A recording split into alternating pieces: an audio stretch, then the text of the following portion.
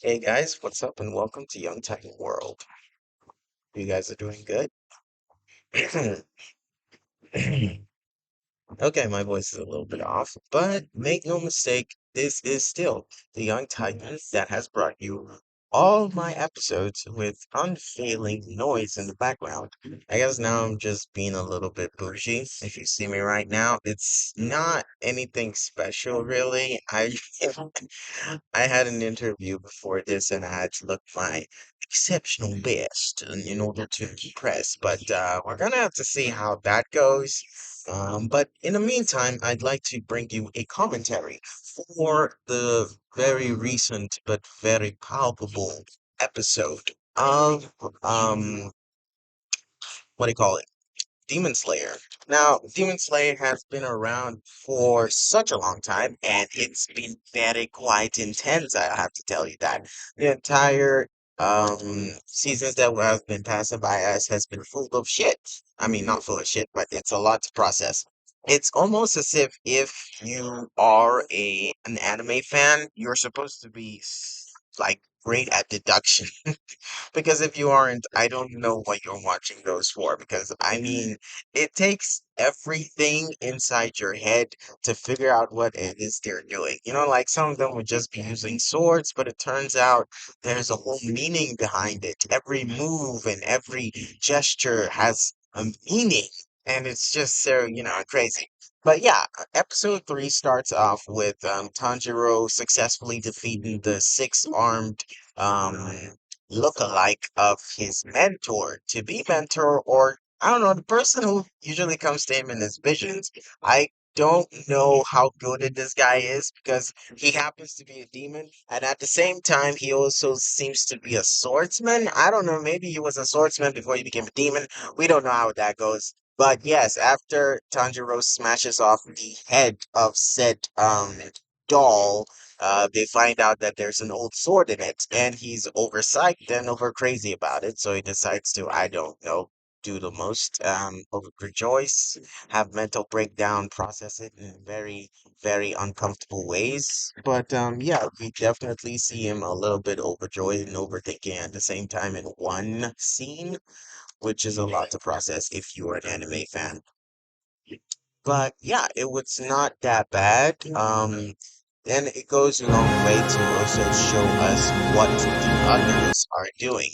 As I've said before, the this particular episode is showing us more than just Tanjiro being psyched about a very old sword, but it's also about the demons that actually came together to attack the Sword Village. It also made me wonder, like, how is it that they have not been able to spot this particular village after such a long time? But now we have them just not dropping by through a vase. It was not the most comfortable scene introducing those demons. Oh my god, they squeezed one man into that vase, and I'm still having PTSD about that shit, man. It's just too intense. But anyways, Tanjiro is having, this sort of funny, to be honest with you, I do not know how they do that. You know, the thing where they take themselves so seriously and they show these villains that have so much power and they have such weird and bizarre characteristics. And then they show the heroes who are supposed to be like poised and serious for success. And rather, they are very whimsical, comic, and easygoing. The entire episode just had me wondering, okay, maybe they deserve to die. Maybe that is why Rengoku just ended his life so casually because, you know, they it's almost as if every single moment just comes up for them as a funny thing to do. Okay, if those are the good guys, wouldn't you like, I don't know, focus on being super serious and taking over? Rather than just watching everything happen and let the demons kill you. It's a great idea, isn't it? Yes, but yes, I kind of feel as if they are too funny, and it makes me scared that they're just gonna die. You know, when they also get into the battles too, they lose a lot of stuffs. I mean, Rengoku, like his death was so sad, and when I saw the other guy, you know, the Master of Blinks, I was wondering if he was gonna die too. But no, they just had to cut off one of his arms. They couldn't kill one of his wives. They had to cut off one of his arms. But yes, I'm sure they're gonna try and use that as a way to make him look more epic whilst he's fighting. Because apparently, the less arms you have, the more of a sword master you turn out to be. You can refer from previous movies and stories. You can definitely find the perfect swordsman who has less arms. I can give you that as an assurance. Ironically, the ones who would most be poised for, you know, dexterity, you know, because they have more arms, are rather the ones that are using their fists the most of the time. You know, like Goro and Forearms from Ben 10 and other bad references to anime. Technically, Ben 10 is not anime. I don't know who said it's anime, but whoever you are, I'm watching you. But yeah, so I think I went astray, but yes, this entire episode just had a lot of lighthearted content and just Tanjiro and his little sister looking cute for like 15 minutes, and the new character, the Mist Sword Style user. Yes, and they were cute, and it just didn't feel so right that after they had the cute scene where Tanjiro was like making up his sister's hair, they suck a nigga into a freaking vase and it's all bloody and oh my God, I remember it and watching it again just and they just shoot him out with black ink or something. Oop, oop.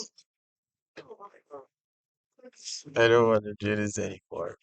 Anyways, yes, so it's the nigga with eyes, I mean mouths for eyes, who is able to actually who did this, and he's not alone. He's there with the super scared but super powerful nigga who decides to confront Tanjiro and his little sister. But before that, we have four cute scenes, and it just didn't feel right. Um, I just felt like, why would you do this? Why would you put wholesome scenes right next to the scene where everyone just getting mollywopped by the new guy?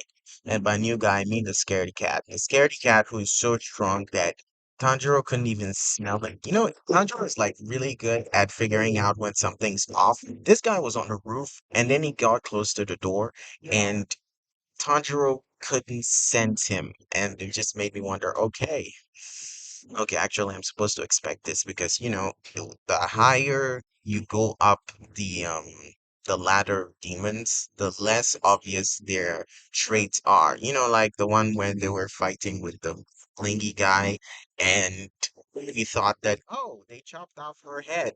That's supposed to be the end. But no, another nigga popped out. And we're supposed to, you know, watch that fight scene as well. And it was more cruel. And they decided to put a freaking sickle through the floor of Tanjiro's mouth. Who's in charge of the action scenes? Because I just want to have a chat with him. Does he sleep well at night? Because I don't really fancy him, man.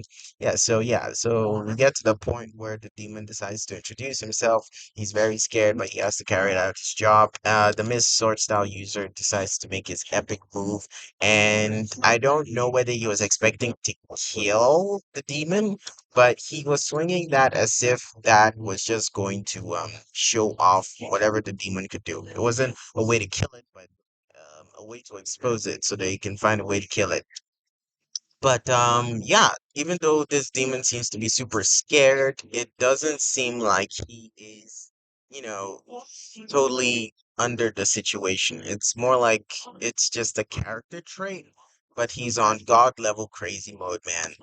And yeah, so Tanjiro decides to whip out the fire style, and it seems like he's getting really good at it, you know, because the twirling flame thing, I've never seen him do that, at least train about it. But nigga, when does the training ever get to show what he does? You know, it's like every single protagonist who trains, you never get to see the style until he gets into a big boss battle, and that's when, you know, the guns are flying and people are dying. Yeah, speaking of guns, I had no idea that the Nichiri also make guns, man. We got Glocks in this bitch. I mean, when I heard Demon Slayer, I did not hear Glock. Okay, the Glock is such a damn new thing. However, yes, with the Scaredy Cat, he also has the ability to have multiple forms of himself, not just two, but multiple. When I say multiple, the more you cut him, the more characters he brings out.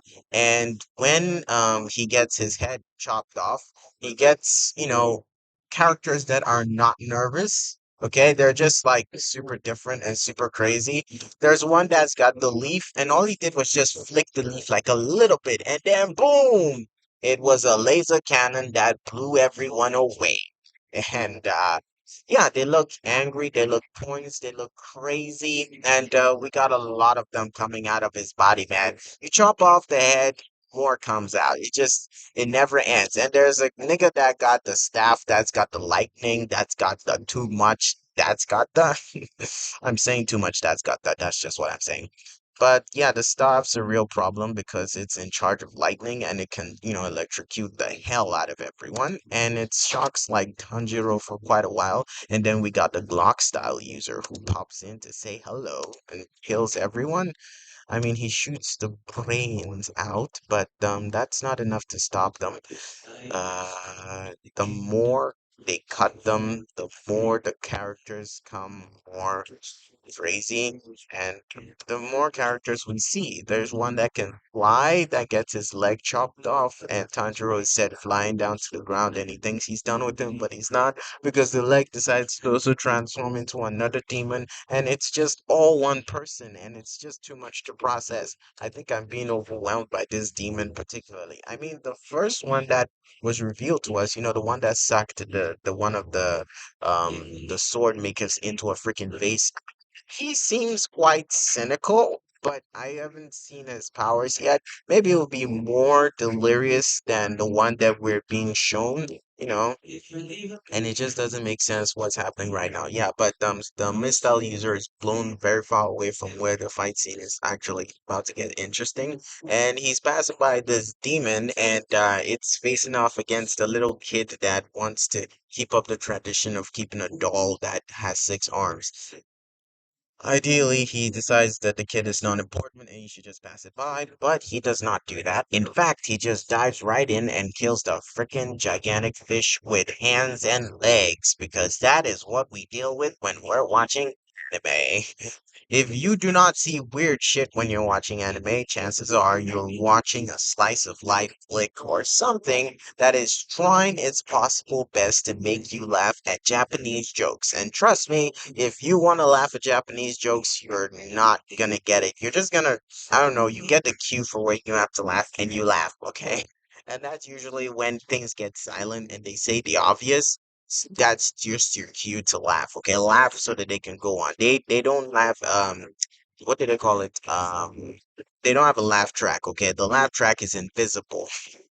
So the moment you feel the silence, like right now, yes, that's when you start laughing, and then I go on with the entire commentary.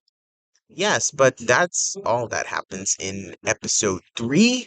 I hope to see more of the characters and their fighting styles, especially the girl with the flexible sword. I see a lot of it happening in the OSTs and the end credits, which, it really makes me wonder how powerful she is and whether she uses fire as well. Because that sword looks damn. I mean, like, dude, I knew that one was like a swordless sword, but I didn't know that there was a sword that was like a ribbon that's like super sharp and still kills people. How does that even work? Does it even go into a sheet? I'd like to know more about it, but we're gonna find out in the next episode. But I hope you guys like this, like and subscribe for more, and I will get back to you very soon. I hope you guys have a great day. This is Young Titan giving you a commentary. I just like to say a special thanks to everyone that was able to come onto my stream and support other streamers as well. I'd like to thank Chubby Cheeks, who is a new Twitch streamer that I've fallen in love with, and he's crazy, but he's also supportive as well. And I am so grateful for the community that has received me, and I hope I can live up to the hype and do more as well. You can go check me out, the Young Titan World, or if you want to go to my game streaming activities, you can visit Death by Snoo. That's Death by Snoo. I don't know why Chubby Cheeks calls me Death by Sun, but I did not type sun. It's snoo. I mean, like, I don't know how to spell snoo. I think snoo would be SNU, but I didn't spell it that way. I spelled it D3TH by BY and snoo. SNU. Or does he want me to spell it SNOO? Snow, or snow. Okay, fine, I can't do that anymore. Anyway, that's gonna be everything for now. 23 minutes and 5 seconds. Wait, how many minutes did we do this? Did I actually give a commentary of the entire thing, or did I just cut corners so it sound really nice or really dumb? I don't know. Which one did I do? Okay. Yes, that's gonna be everything. Thank you guys so much for watching. And until next time, you guys take care. Yeah, time now. Thanks for listening.